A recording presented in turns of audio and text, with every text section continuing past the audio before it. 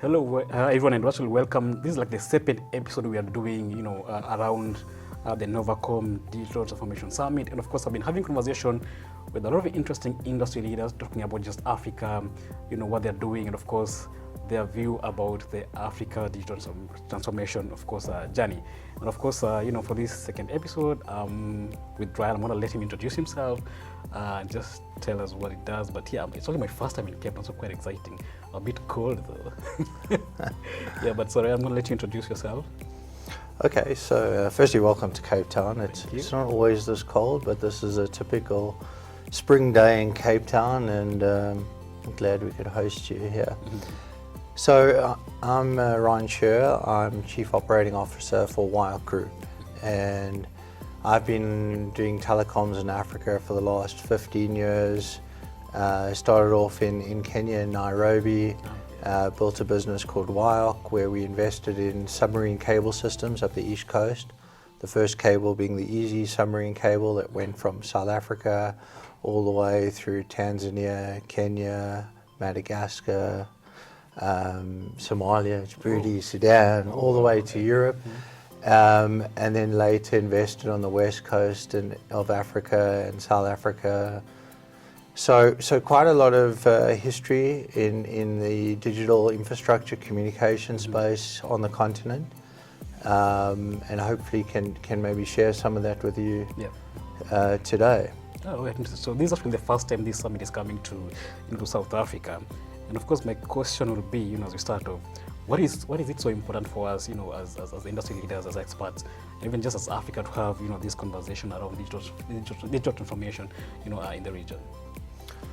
So clearly digital transformation and communications is really the underpinning of the economy now. Mm-hmm. Let's face it, for economic growth in the world we live in today, there has to be communications. And communications is a fundamental commodity as much as electricity and water and power are.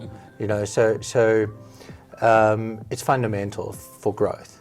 As an example, when we landed the Easy cable in Somalia, in Mogadishu, it was the first cable, and it completely transformed the economy. Even if I think back to when we started in Kenya, there were no cables on the East Coast, and then CCOM and Easy came around the same time, and you saw this massive transformation in the economic growth in the industries in these countries, and the youth employment and all sorts of things that spurred. So really what we're talking about is why is it important? It's because this is how the economy must grow, and it's all businesses need communications. Right. So I mean, you believe we're actually heading in the right direction when it comes to whenever you have these conversations? Yeah, we're heading in the right direction. So these conferences facilitate the discussions. It helps us understand where the gaps are, and where we can work together and collaborate as an industry to ultimately provide a better communication infrastructure to the continent. Mm-hmm. So, I mean, you work with a lot of course, telecoms, cloud operators, and of course, ISPs as well. From where you're sitting, at WIOCC, how would you really describe what you're doing, and how do you think you're contributing to this transformation? I think when you look at WIOCC, think of us as the core of the internet, the foundation, because you need the subsea cables and then the connections back to these massive data centers where the hyperscalers and cloud operators, all the social networking platforms, all of these kind of companies, let's call it the big 5 or 6 companies that have these platforms, they need this infrastructure that we provide to get there. Yep. So where are we at, and what was our position in the ecosystem is taking the hyperscalers, bringing them to Africa, allowing them to deploy their content locally and distribute it. So companies are moving into the cloud, as an example, need low latency, which means very low, short delays for speedy access to content and applications that they use for their businesses. for video streaming, for consumer products, all that sort of stuff. Behind all that, underpinned, is the subsea cables, the national fiber networks, and these massive data centers. And along with the cable systems, WIOCC Group has also set up a company called Open Access Data Centers to set up the data center infrastructure to support this part of the ecosystem. And I think one of the cables, of course, that a lot of journalists like me have really covered is the Two Africa cable, which I think you really played a big part in actually rolling it out, from, of course, Nigeria all the way to South Africa and, of course, other countries. So what do such kind of cables really mean to a consumer like me? I think ultimately what they mean is more competition, more diversity, more stability in the communications of the internet. Like, Two Africa has been an amazing journey. Personally, I've been there from the start of it, from the discussions of how it's going to work, where it's going to land, what the actual governing agreements are, how the consortium works together, the rules of engagement, and in particular the open access component of Two Africa. Two Africa wanted to change the mold from going through operators who traditionally, maybe incumbent operators who monopolized the landing of these cables, charge very high gateway fees. And Two Africa wanted to break that mold by having a completely open access model where the operators can terminate their own fibers inside open access data centers. And what that means for the consumer is really lower prices at the end of the day and more capacity for those prices.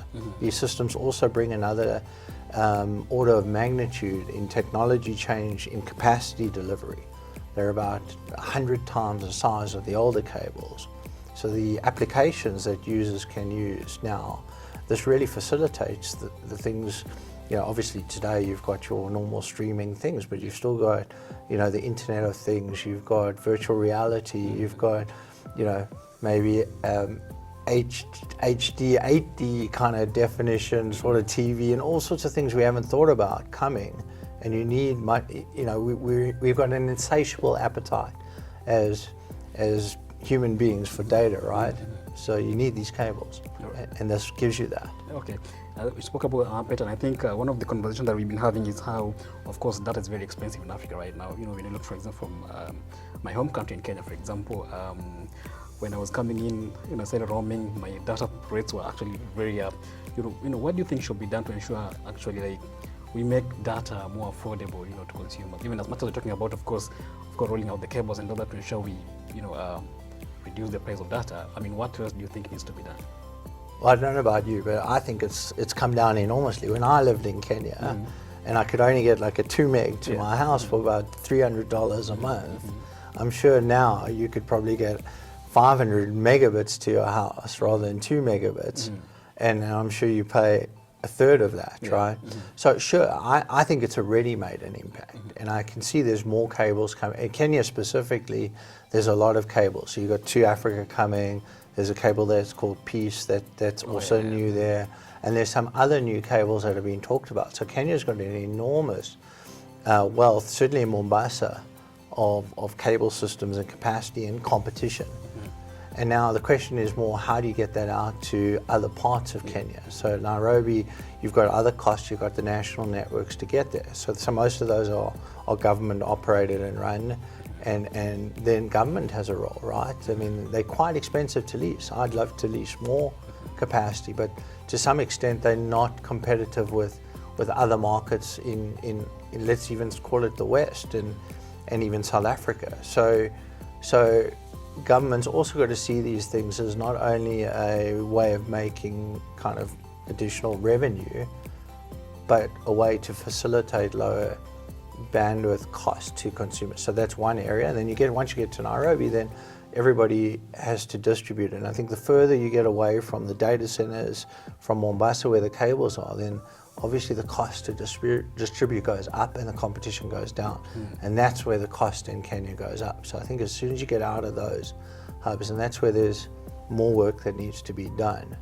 But it's the right direction. I mean, to me, it's 1,000 times better than it was when we started. Yeah, exactly. Maybe just as we come to an end, so this is day 2 of this summit, and of course there's one more day to go. having, of course, talked to a few people, interacted with a lot of other industry leaders, what are some of your key takeaways from, of course, the first 2 days, and of course your expectations even as we come to an end of this summit tomorrow? So I think there's a lot of optimism. I think people are very excited about the new cables, but also what they mean in terms of the content that's coming directly to Africa. So all the, 10 years ago, we used to go to London to get to the internet, or the US, and that's not the reality we're going into now. Now the internet's coming to Kenya, South Africa, Nigeria, and then there'll be kind of an East African regional ecosystem and a West African one and a SADC region, and to some extent connected together.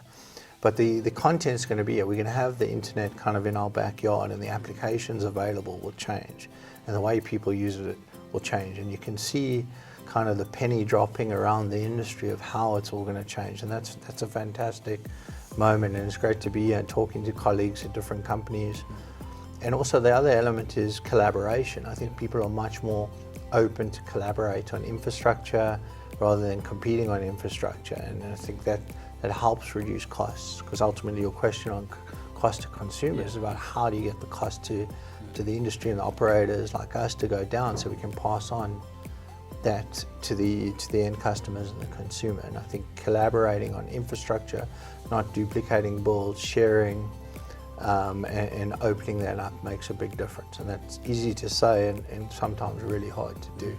I think let me take you back. I think you were talking about collaborations, and I think from the keynote speaker in the morning, the first sessions, Julian was talking about how, of course, we need to see more collaboration between, of course, operators and all that, to basically ensure now we achieve the transformation you're talking about as Africa. Do you think that has been lacking? I think to some extent it's been there. So the subsea industry is very collaborative, in fact that it's been doing it for literally forever. Subsea cables are very expensive to build, so they're built in consortiums. To Africa is a consortium. Everybody comes together to fund the cable, sits around the table together, and then takes their capacity and then competes or does whatever they need to do with their capacity, but that collaborative effort. So in certain parts of the industry, it's kind of, it's already in the DNA. In some of the terrestrial networks, that's not everywhere. We've seen it in some markets where operators collaborate, but not everywhere. And I think it's something that it needs to get better. I think there's always room for more collaboration. All right, thank you, Ryan. I think one of the things that really picked focus from this, the first day, actually came just last night. And having spoken to a few people today, one of the things I've picked is actually the need for collaboration. We need to see, of course, as I said, between operators, between governments, between private partnerships, all those kind of conversations. So so thank you so much. Maybe any closing remarks? And no, I'm just should expect from from WIOCC side. We're just trying to facilitate this transformation. From an investment side, we've invested in all the new cable systems and data centers. We feel that with all these applications and all the cloud operators coming to Africa, they're going to need not only connectivity, but they need data center space. And I think our role is to facilitate the ecosystem, to be open access, to facilitate more and more people being able to interconnect with each other and with the cloud operators.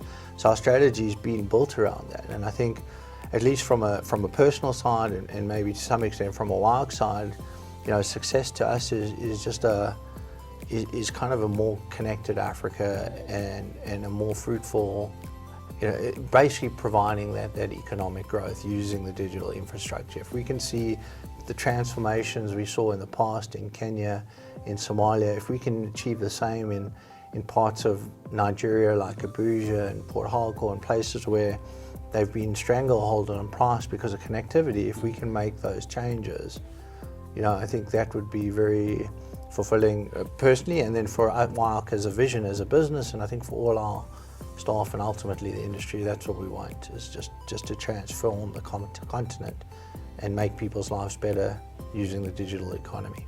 All right, thank you so much, Ryan. I think that's it for this episode. Thank you so much for watching and for those who are listening. So I'm going to see you in the next episode. I'm going to have, of course, I'll be having a lot of other guests to talk to during my, of course, stay here in Cape Town, and of course the next day as we come to the end of the summit. Thank you so much for watching. I'll see you in the next one.